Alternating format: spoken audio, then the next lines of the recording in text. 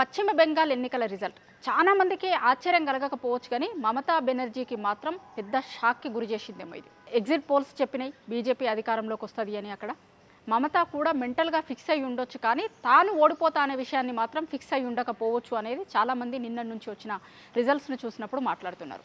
నిజానికి ఈ 5 రాష్ట్రాల ఎన్నికల రిజల్ట్స్లలో ఎక్కువ మాట్లాడుకోవాల్సింది బెంగాల్ గురించే, కానీ ఎక్కువ తమిళనాడు గురించి మాట్లాడుతున్నారు.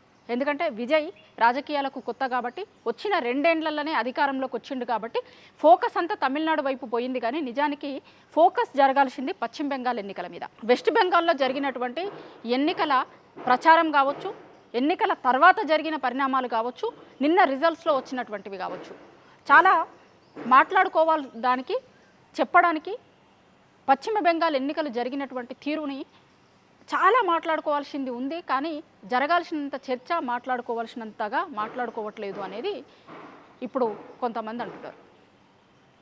పశ్చిమ బెంగాల్లో మమతా బెనర్జీ సీఎం అవ్వడానికి ముందే అక్కడ అందరితోని ఆమె దీదీ అని పిలిపించుకుంది.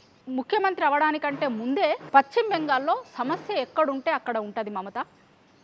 చాలామంది రాజకీయ నాయకులు, రాజకీయ ఉద్దండులు కూడా పోనటువంటి ప్లేస్కి పోతుంది. ఎక్కడ సామాన్యులకి ఇబ్బందులు కలిగే చోట, కొన్ని రాజకీయ పార్టీలు అడుగుపెట్టని చోటకి కూడా మమత పోయి జనాల పక్షాన నిలబడగలుగుతుంది, జనాల పక్షాన నిలబడుతుంది. కాబట్టే ఆమె పశ్చిమ బెంగాల్లో సీఎం అవ్వడానికి ముందే అక్కడ ఉన్నటువంటి జనాలతోని దీదీ అని పిలిపించుకున్నది అనేది వెస్ట్ బెంగాల్ పాలిటిక్స్ని ఫాలో అవుతున్నటువంటి వాళ్ళందరూ చెప్తారు. ఆమె రాజకీయ వారసత్వంతోనో ఇంకొక దాంతోనో రాజకీయాలలోకి వచ్చినటువంటి నాయకురాలు కాదు, జనంలో నుంచి రాజకీయాల్లోకి వచ్చినటువంటి నాయకురాలు. కాబట్టి జనాల సమస్యల మీద, జనాల గురించి చాలా ఇష్యూస్ పట్ల అవగాహన ఉన్నటువంటి నాయకురాలిగా మమతని చెప్పుకుంటారు. కానీ అట్లాంటి మమత మొన్న పశ్చిమ బెంగాల్లో ఎన్నికల కంటే ముందు ఆమె అవలంబించినటువంటి విధానాల మీద చాలామంది మమత చేస్తున్నటువంటి విధానాలను తప్పుబట్టారు. ఒక హాస్పిటల్లో జరిగినటువంటి అత్యాచారం మీద ఆమె ప్రాపర్ టైంలో స్పందించకపోవడం మీద చాలా విమర్శలు ఎదుర్కొన్నది.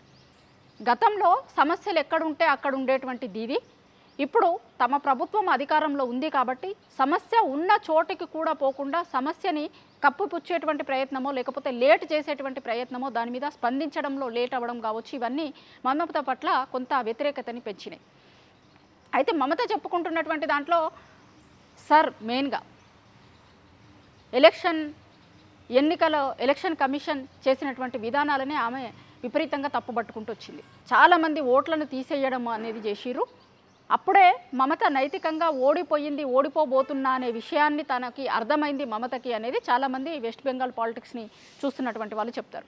అయితే దాంట్లో మమత ఒక సైడ్ తీసుకుంటే ఇంకొక వైపుకు ఇంకొక వర్షన్ కూడా వినిపిస్తుంది. అక్కడ ఉన్నటువంటి చాలామందిని ఏరివేసేటువంటి ప్రయత్నం చేసిర్రు, దొంగ ఓట్లని ఏరివేసే ప్రయత్నం జరిగింది అనేది ఒక చర్చ ఉంటే, ఇంకొక వైపుకి చర్చేమో ఎలక్షన్ కమిషన్ని గుప్పిట పెట్టుకొని కేంద్రం ఇట్లాంటిది చేసింది అనేది మమత ఆరోపిస్తుంది.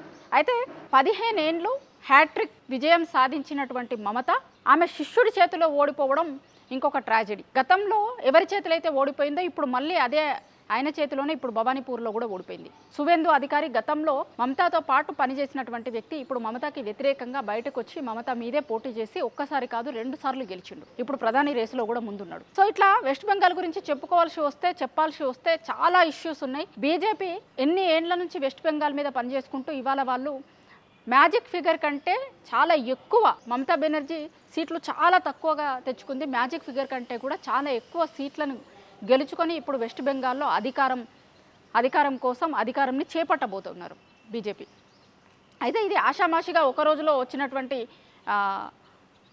తీర్పు కాదు, ఒక్క రోజులో వచ్చినటువంటి గెలుపు బీజేపీకి కాదు, ఒక్క రోజులో వచ్చినటువంటి ఓటమి మమతా బెనర్జీది కాదు. మమతా బెనర్జీ చేసినటువంటి కొన్ని తప్పిదాల వల్లే ఇవాళ ఓడిపోయి ఆమె పార్టీ, ఆమె ఇద్దరు ఓడిపోయి ఉండాల్సినటువంటి పరిస్థితి ఉంది అనేది చాలామంది చెప్తున్నారు. ఏది ఏమైనా జనాల చేతే దీదీ అనిపించుకున్న మమతా బెనర్జీ ఇవాళ అదే జనాలు వద్దు అనుకొని ఆమెని పక్కకు పెట్టేటువంటి పరిస్థితి పశ్చిమ బెంగాల్లో కనిపిస్తుంది. సో ఈ వెస్ట్ బెంగాల్ పాలిటిక్స్ని చూసినటువంటి చాలామంది కూడా వెస్ట్ బెంగాల్లో జరిగినటువంటి ఇష్యూస్ కావచ్చు, ఓటర్లు ఇచ్చినటువంటి తీర్పు కావచ్చు, ఎన్నికలు జరిగినటువంటి తీర్పు కావచ్చు, చాలా ఇష్యూస్కి కేర్ ఆఫ్ అడ్రస్గా వెస్ట్ బెంగాల్ని చూడాల్సి వస్తుంది, చూస్తున్నాము అనేది చాలామంది అంటున్నారు.